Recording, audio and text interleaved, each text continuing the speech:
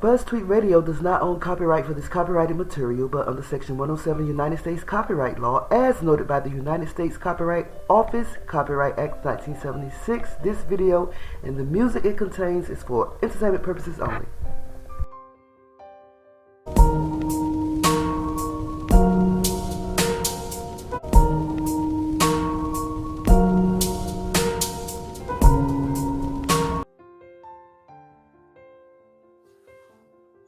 In 2018,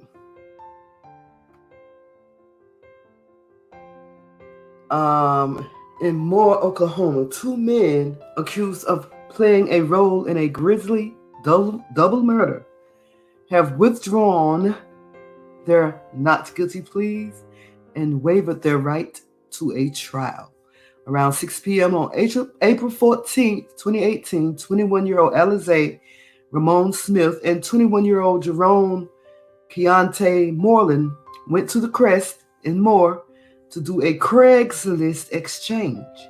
Moreland's family member told KFOR. I think this article was posted on May 1st, 2019, about a year ago. And I didn't hear much talk about this as much as I'm hearing about Ahmaud Arbery.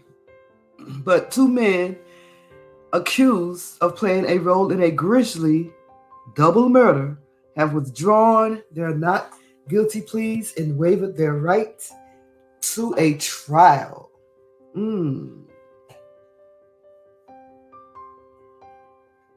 So, while at the Crest, police say a white van pulled up to the two men, and Moreland and Smith either got out into the van willingly or were pulled into the vehicle. At some point, witnesses reported that they heard gunshots and the van sped out of the parking lot. After Moreland and Smith were reported missing, Moore police took a closer look at the Craigslist meeting. Moore police as in the city of Moore. Not Moore police as more than one or two or three or four, but the city of Moore, Moore, Oklahoma. So they took a closer look at that Craigslist meeting. Authorities were able to trace messages Smith sent before the meeting to Brett Boetler, who was 16 at the time. And I hope I'm pronouncing their names right. Boetler, Boettler.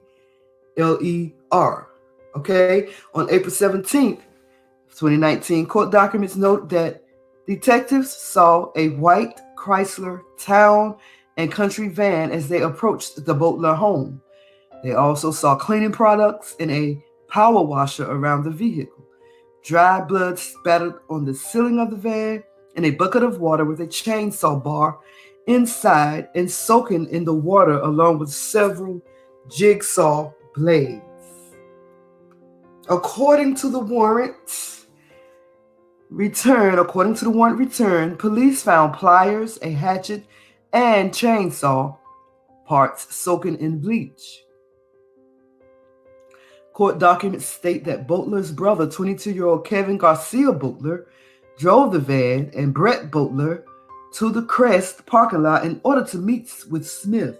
However, things took a turn when Moreland and Smith got into the back seat of the van.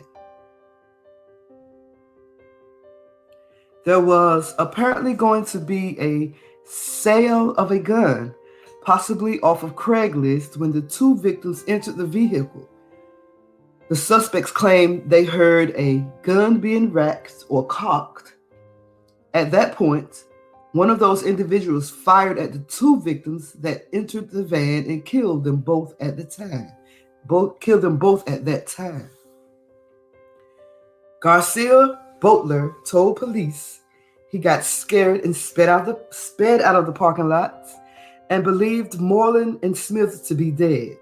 Authorities allege that the brothers called their mother, Krista Boetler, who told them to drive to a property in the 5100 block of North Sooner Road, according to a probable cause affidavit. Court documents say when the brothers arrived at the property, their mother's boyfriend, Johnny Shane Barker, allegedly helped them remove the bodies, cover them with tarps, and attach cinder blocks around them with chains.